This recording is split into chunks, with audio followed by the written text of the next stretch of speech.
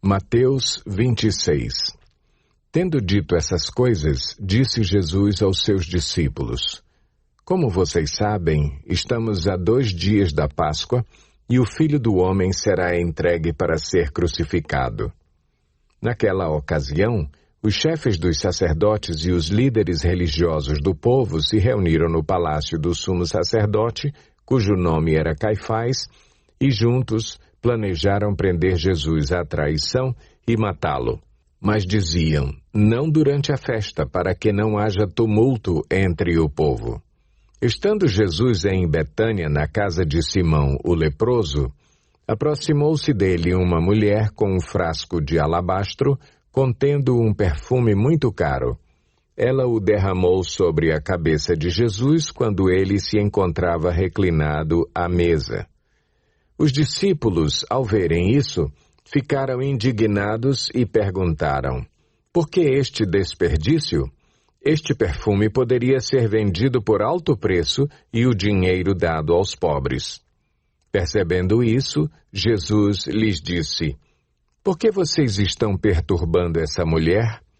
Ela praticou uma boa ação para comigo, pois os pobres vocês sempre terão consigo, mas a mim vocês nem sempre terão.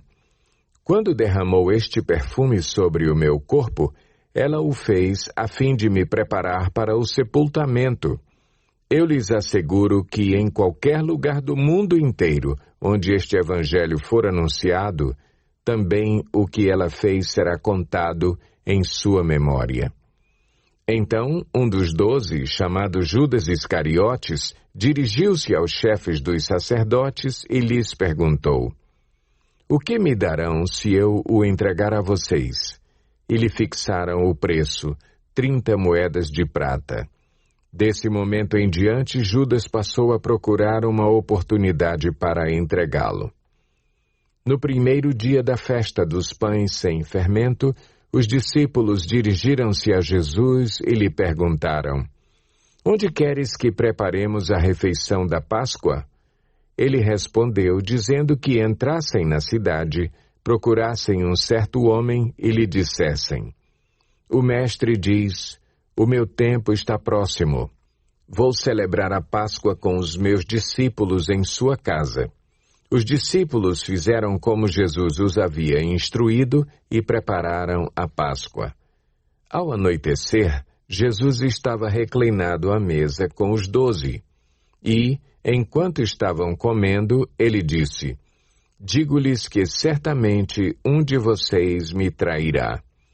Eles ficaram muito tristes e começaram a dizer-lhe um após outro: com certeza não sou eu, Senhor. Afirmou Jesus: aquele que comeu comigo do mesmo prato há de me trair. O Filho do Homem vai, como está escrito a seu respeito, mas ai daquele que trai o Filho do Homem. Melhor lhe seria não haver nascido. Então Judas, que haveria de traí-lo, disse: com certeza não sou eu, mestre. Jesus afirmou: sim, é você. Enquanto comiam, Jesus tomou o pão, deu graças, partiu-o e o deu aos seus discípulos, dizendo: tomem e comam, isto é o meu corpo. Em seguida tomou o cálice, deu graças e o ofereceu aos discípulos, dizendo: bebam dele todos vocês. Isto é o meu sangue da aliança, que é derramado em favor de muitos, para perdão de pecados. Eu lhes digo que, de agora em diante, não beberei deste fruto da videira até aquele dia em que beberei o vinho novo com vocês no reino de meu Pai. Depois de terem cantado um hino, saíram para o Monte das Oliveiras. Então Jesus lhes disse: ainda esta noite todos vocês me abandonarão, pois está escrito: ferirei o pastor e as ovelhas do rebanho serão dispersas. Mas, depois de ressuscitar, irei adiante de vocês para a Galileia. Pedro respondeu: ainda que todos te abandonem, eu nunca te abandonarei. Respondeu Jesus: asseguro-lhe que ainda esta noite, antes que o galo cante, 3 vezes você me negará. Mas Pedro declarou: mesmo que seja preciso que eu morra contigo, nunca te negarei. E todos os outros discípulos disseram o mesmo. Então Jesus foi com seus discípulos para um lugar chamado Getsêmani e lhes disse: sentem-se aqui enquanto vou ali orar. Levando consigo Pedro e os 2 filhos de Zebedeu, começou a entristecer-se e a angustiar-se. Disse-lhes então: a minha alma está profundamente triste, numa tristeza mortal.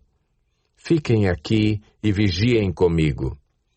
Indo um pouco mais adiante, prostrou-se com o rosto em terra e orou: meu Pai, se for possível, afasta de mim este cálice. Contudo, não seja como eu quero, mas sim como tu queres. Depois voltou aos seus discípulos e os encontrou dormindo. Vocês não puderam vigiar comigo nem por 1 hora? Perguntou ele a Pedro.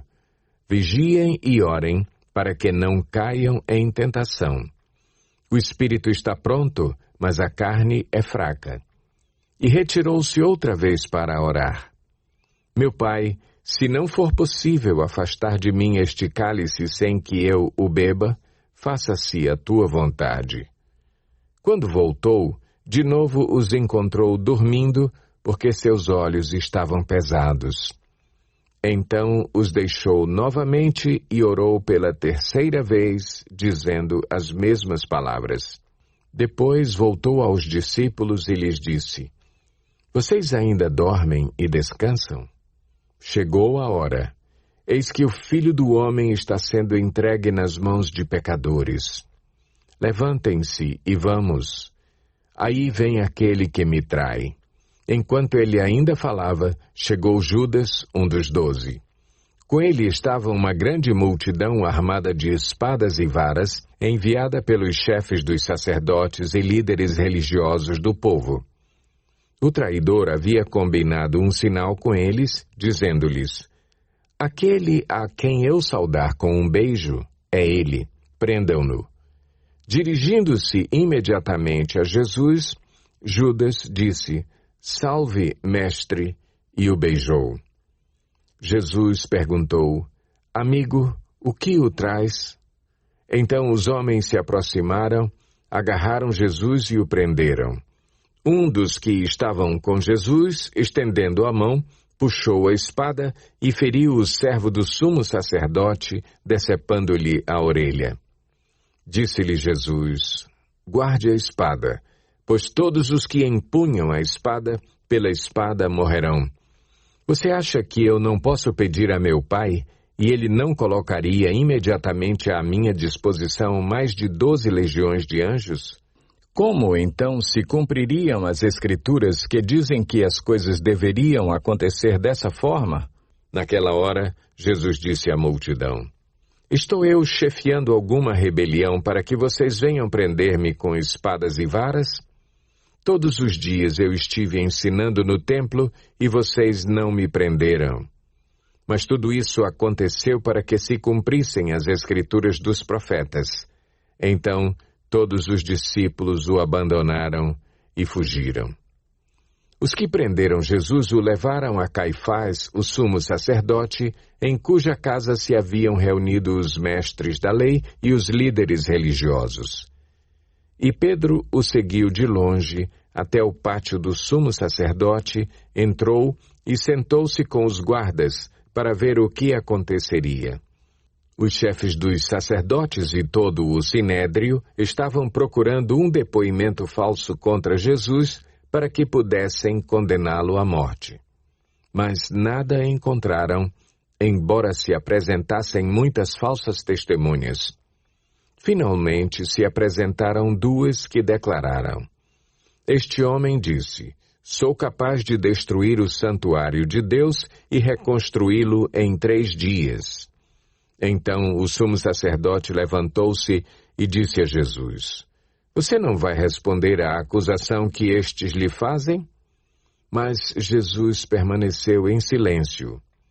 O sumo sacerdote lhe disse: exijo que você jure pelo Deus vivo. Se você é o Cristo, o Filho de Deus, diga-nos. Tu mesmo o disseste, respondeu Jesus. Mas eu digo a todos vós: chegará o dia em que vereis o Filho do Homem assentado à direita do Poderoso e vindo sobre as nuvens do céu.